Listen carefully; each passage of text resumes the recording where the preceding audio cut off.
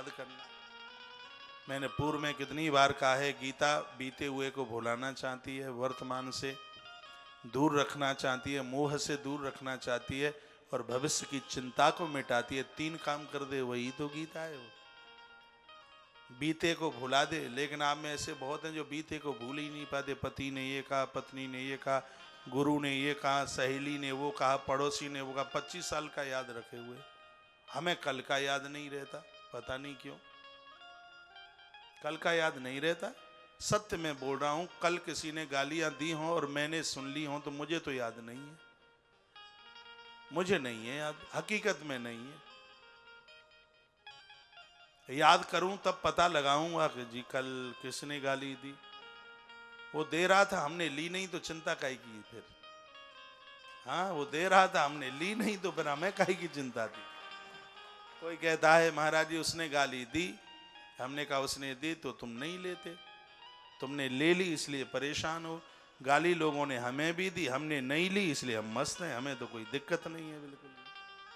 वो गाली देता है, वो खतरनाक बेकार की चीज देता है तो तुम लेते क्यों? जैसे अच्छे आदमी गुटखा बीड़ी सिगरेट नहीं लेते तो अच्छे लोग गालियां भी कहां लेते हैं? वो देता रहे, हाँ देता रहे, क्या बात है, देता रहेगा। वो गालियां उसी को ही लगेंगी, पुण्य उसी के क्षीण होंगे। अब कहीं को परवाह करते? ये थोड़े ही है कि उसने एक कहा तुमने 2 सुनाई। और प्राय आज के समय में ऐसा ही होता है। पत्नी कहती है मैं तुमसे इंटेलिजेंट कम हूं क्या?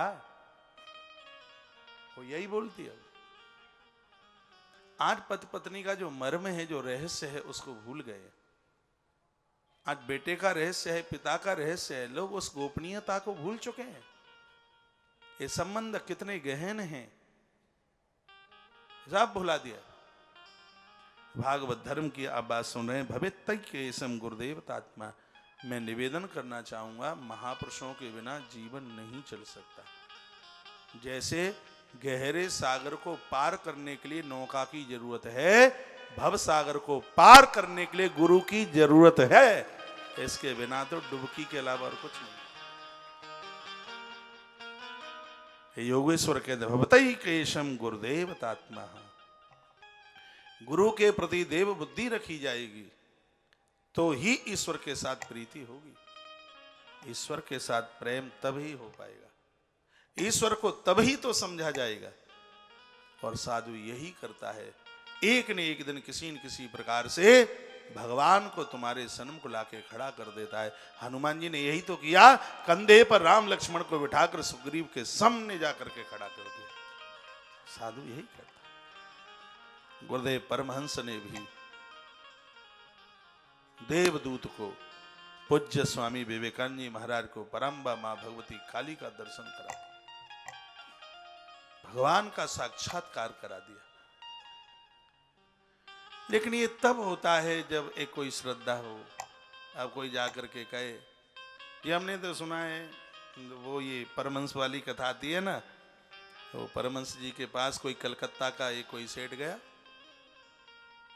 और परमहंस जी को कहा हमने सुना है कि तुम्हें काली दर्शन देती है। उन्होंने मुस्कुरा करके कहा ये तो माँ की कृपा है।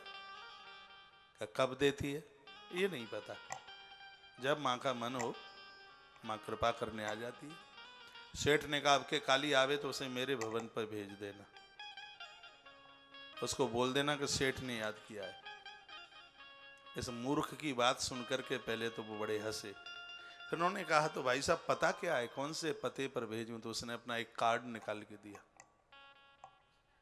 और उसने कहा 10 बजे से 5 बजे तक फैक्ट्री में मिलता हूं और 6 बजे से लेकर 8:30 बजे तक अपने बंगले पर मिलता हूं। परमहंस ने कहा ये तो तेरी फैक्ट्री और बंगले का पता है, अपना पता बता। उस आदमी ने कहा अपना क्या पता होता है?